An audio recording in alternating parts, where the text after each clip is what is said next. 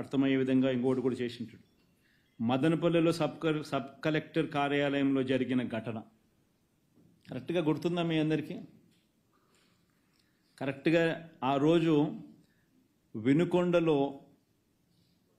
రషీద్ అని ఒక అబ్బాయిని అతి దారుణంగా రోడ్డు మీద కత్తితో నరికి నరికి నరికి మరి అన్యాయంగా, అసలు చెయ్యి అయితే పడి పక్కన పడు, అంత అన్యాయంగా చనిపోయిన ఘటన మీద, నరికిన ఘటన మీద నేను వినుకొండకు పోతా ఉన్నా ఆ కుటుంబాన్ని చూడడానికి, చంద్రబాబు నాయుడు గవర్నమెంట్ని ప్రశ్నించడానికి.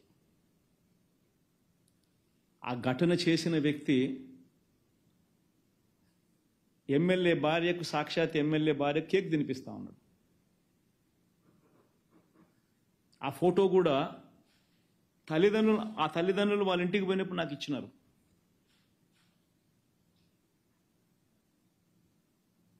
ఎమ్మెల్యేతో ఆ చంపిన ఆ వ్యక్తి పక్కనే నిల్చొని ఉన్న ఫోటో, తెలుగుదేశం పార్టీ ఇతర నాయకులతో ఆ మనిషి కలిసి దిగిన పక్కనే ఉన్న ఫోటో, ఇవన్నీ నాకు ఆ కుటుంబ సభ్యులు ఇచ్చినారు. అయినా కేసులు వాళ్ళెవ్వరి మీద కేసులు పెట్టలా పోలీసులు. ఎమ్మెల్యే భార్య మీద కేసు లేదు, ఎమ్మెల్యే మీద కేసు లేదు, ఆ local leaders, X municipal chairman వాళ్ళ మీద కూడా కేసులు. వీటి మీద నేను ప్రశ్నిస్తూ ఆ రోజు నేను వినుకొండకు పోయే కార్యక్రమం నేను చేస్తూ ఉంటే, కరెక్ట్గా అదే రోజు టాపిక్ డైవర్ట్ చేసేందుకు ఆ రోజు ఏం చేశాడు చంద్రబాబు నాయుడు, ముఖ్యమంత్రిగా 2 సార్లు రివ్యూలు తీసుకున్నాడు. మదనపల్లిలో ఆర్డీఓ కార్యాలయం కాలిపోతాయి, ఎందుకు కాలింది గాడ్ నోస్. కాలితే ఒక చోట 2 సార్లు రివ్యూని తీసుకున్నాడు.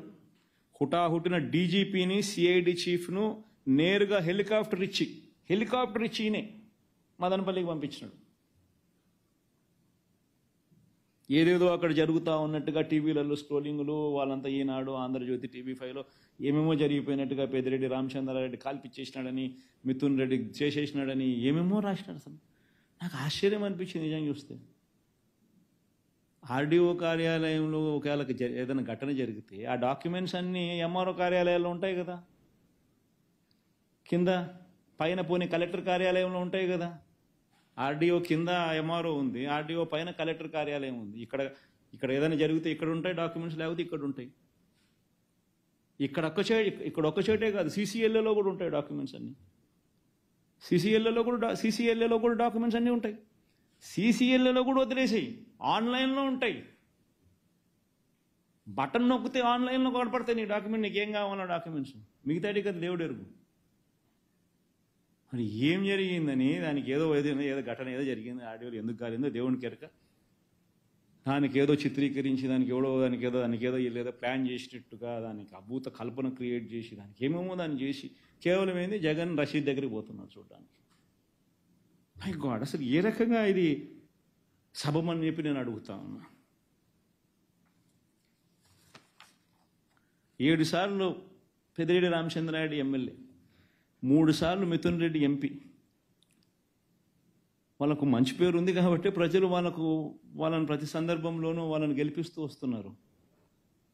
కేవలం వాళ్ళను అబాస్పాలు చేయాలా, వాళ్ళ మీద బురదయ్యాలా, వాళ్ళ ఇళ్ళ మీద ఇల్లే దాడులు చేస్తారు.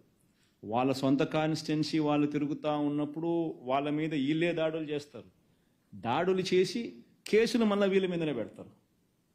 వీళ్ళ కార్లను ధ్వంసం చేస్తారు. వీళ్ళ ఇళ్ళ మీద రాళ్ళు వేయిస్తారు.